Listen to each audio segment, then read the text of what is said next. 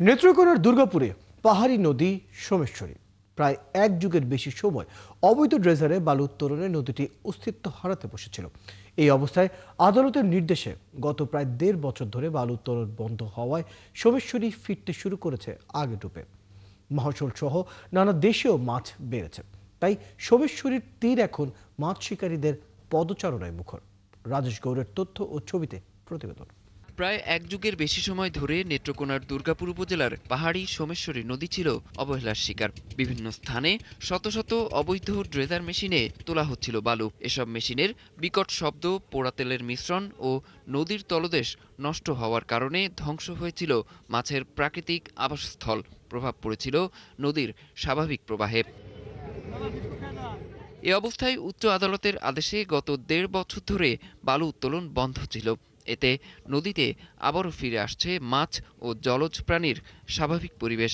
আগে দাদার লাগে আমার বসে পাইতে পারছি না, পানি ঘোরা যাতো, হঠাৎ খাইলে খাইছে না হলে নাই। এখন তো দু একটা পাওয়া যায়, খাওয়ার বুঝ চলে। এই মাছ মারি আমরা চলি, কাম কাজ নাই, এটাই অন্য আমাদের পেশা, মাছ মারা। সোমেশ্বরী নদীতে এই মাছ ধরাই অন্য পেশা। সোমেশ্বরী নদী খুবই একটা পাহাড়ি সুন্দর নদী। এই নদীতে এক সময় প্রচুর পরিমাণে মহাশোল মাছ পাওয়া যেত, তারপরে রানী মাছ পাওয়া যেত, কিন্তু এই মাছগুলো এখন বিলুপ্ত। নদীতে এখন মাছ শিকারীদেরও বেড়েছে পদচারণা। কেউ বড়শি হাতে, কেউ বা নৌকায় ভেসে জাল ফেলছেন নদীতে। দেশের বিভিন্ন প্রান্ত থেকে আসা মাছ শিকারীরাও খুশি নদীতে প্রাণ ফেরায়। আমরা এই সোমেশ্বরী নদীতে মাছ ধরতে আসছি টাঙ্গাইল থেকে, এর আগেও আসছিলাম। তো নদীটা পরিবেশ অনেক ভালো, পাহাড়ি সাইড। তো এখানে অনেক মাছ পাওয়া যায়, বিভিন্ন জাতের মাছ পাওয়া যায়। এখন তো ধরেন যে ডেজারে মারিটা দিয়ে যে বালু তুলে না, তো আমরা বসি ভাইতে মানে ভালো লাগে। আমি আবার অনেক দূর থেকে আসছি, ওই সামগজ থেকে আসছি। মাছের প্রজনন বাড়ানো, পানির স্বাভাবিক প্রবাহ সহ নদীটি জীবন্ত রাখতে প্রয়োজনীয় উদ্যোগ নেওয়া হয়েছে বলে জানান উপজেলা নির্বাহী কর্মকর্তা। নদী এবং খাল বিল বেষ্টিত একটি উপজেলা। এই উপজেলায় সোমেশ্বরী নদীতে এখন মাছের মহোৎসব চলছে, সবাই মাছ মারছে। তবে আদালতের আদেশের আগে বালু উত্তোলনের প্রভাবে জেগে ওঠা বালুচরের কারণে এখনও পানির স্বাভাবিক প্রবাহ বিঘ্নিত হচ্ছে। এসব চরের আকারও বড় হচ্ছে, তাই সোমেশ্বরী নদী খননের তাগিদ দিয়েছেন স্থানীয়রা। অরিসুল ইসলাম, ৭১। দর্শক, আমাদের সহকর্মী রাজেশ গৌড় আমাদের সাথে যুক্ত হচ্ছেন নেত্রকোনা দুর্গাপুরের পাহাড়ি নদী সোমেশ্বরের সর্বশেষ খবর নিয়ে। রাজেশ, বালু উত্তোলন তো বন্ধ হলো, তারপর সাধারণ মানুষ কেমন সুফল পাচ্ছেন, এবং একই সাথে জানতে চাই এই কোন পদক্ষেপ নেওয়া হচ্ছে কিনা সোমেশ্বরীকে যে গভীরতা রয়েছে সেটি বাড়ানোর ক্ষেত্রে, কারণ আমরা আপনার প্রতিবেদনে দেখলাম সেটি একটি বড় প্রয়োজন। পাহাড়, নদী ও প্রাকৃতিক সৌন্দর্যে ভরপুর নেত্রকোনার সীমান্তবর্তী উপজেলা দুর্গাপুর।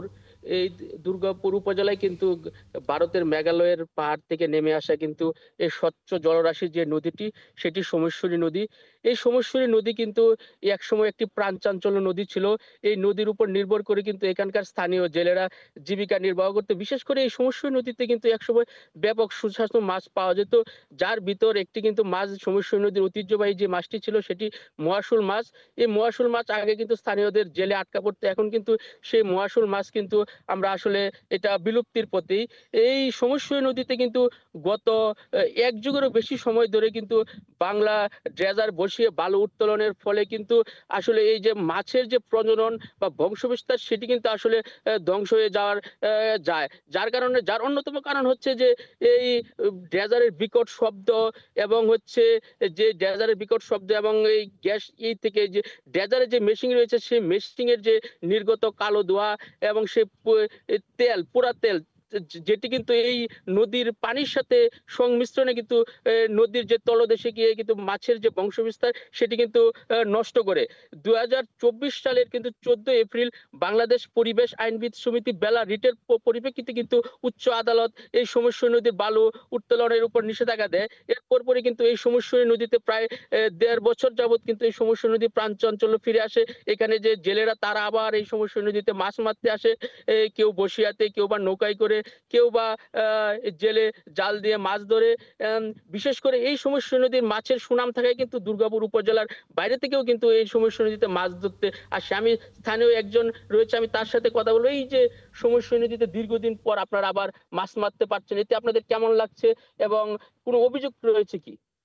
সোমেশ্বরী একটা সুন্দর একটা স্বচ্ছ পানির নদী, পাহাড়ি নদী, এবং এখানে এক সময় প্রচুর পরিমাণে মহাশোল, রানী মাছ, বাতাই মাছ পাওয়া যেত, যেগুলো অনেক সুস্বাদু ছিল, কিন্তু এখন এগুলো তেমন একটা দেখা যায় না।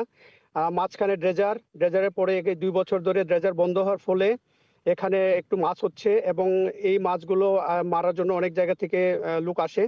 আসলে মহাশোল মাছটা অনেক সুস্বাদু মাছ, পাহাড়ি মাছ, কিন্তু এটা পাওয়া যাচ্ছে না।